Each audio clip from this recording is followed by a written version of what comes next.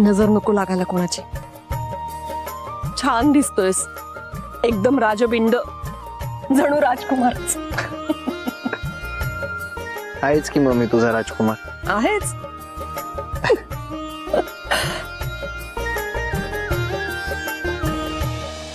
बर तू कुठे निघाला होतास? आता कुठे बाहेर जायचं नाहीये? आई मी ते सावी, वाटलंच मला. करमत नाहीये तिच्याशिवाय. पण हे बघ, अक्षता पडल्याशिवाय तुम्हा दोघांनाही भेटता येणार नाही. आई नाही म्हणजे नाही. आता लाडात नाही यायचं. एकदा अक्षता पडल्या आणि अंतरपाठ बाजूला झाला ना की अगदी डोळे भरून बघून घे तिला.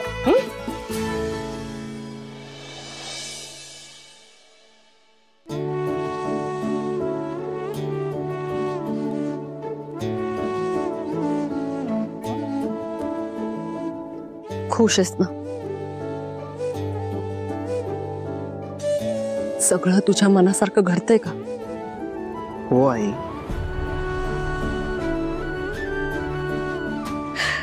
आणि बघ, सासू म्हणून माझ्याकडनं काही कमी पडत असेल ना तर मला सांग.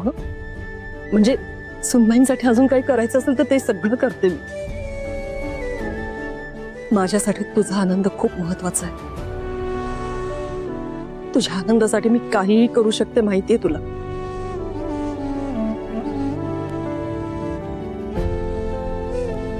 मी सुद्धा माझ्या आईच्या आनंदासाठी काहीही करू शकतो.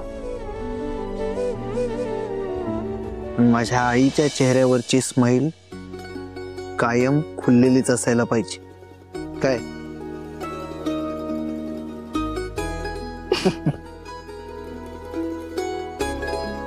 छान दिसतोस. सावी खुश होईल बघू.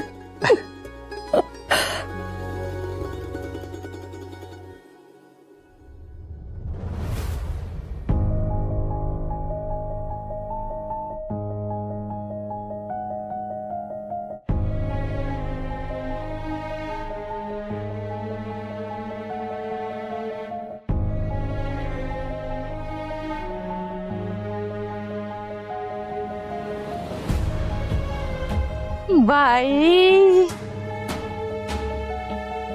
कसा गोंडच दिसतोय का माझा नवरा.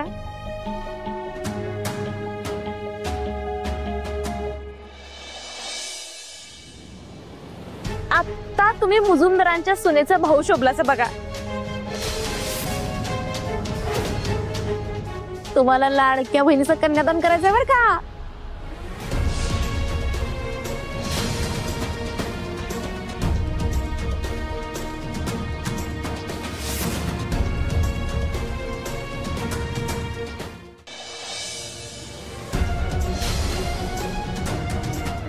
चल दीपे. आओ चल.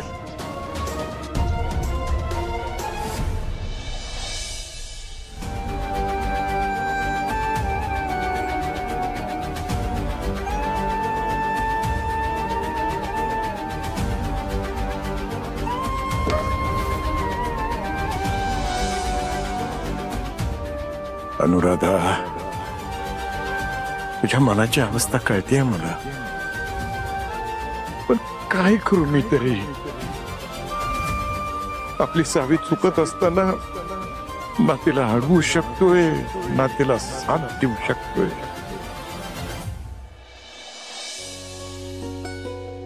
नीता, दूध सावीला देऊन होत आहे.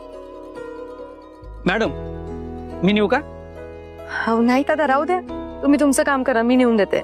मला दामिनी मॅडमने सांगितल्यात आज सावी मॅडमांना कसल्याच गोष्टीची कमी पडता कामा नये. प्लीज द्या मला, मी नेऊन देतो. ठीक आहे दादा, घ्या.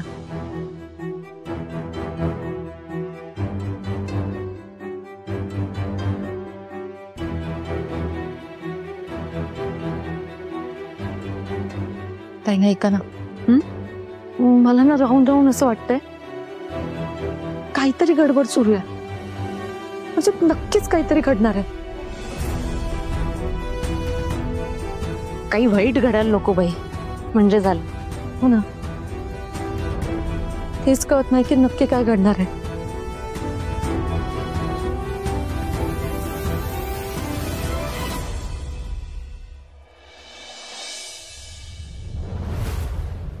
ए थांब.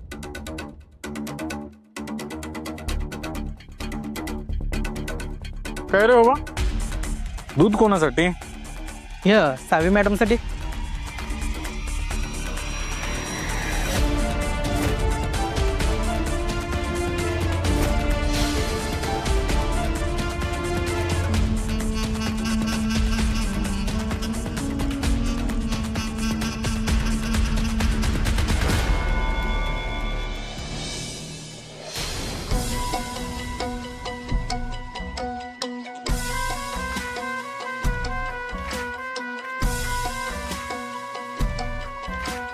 तुला कळतं का रे? हे दूध सावी मॅडमला घेऊन चालला ना? मग अरे दिवसभर उपाशी आहेत त्या, उपवास आहे त्यांचा, पोटात काय नाही. हे ड्रायफ्रूट वाला दूध घेऊन जा, एनर्जी येईल त्याला. काय जा.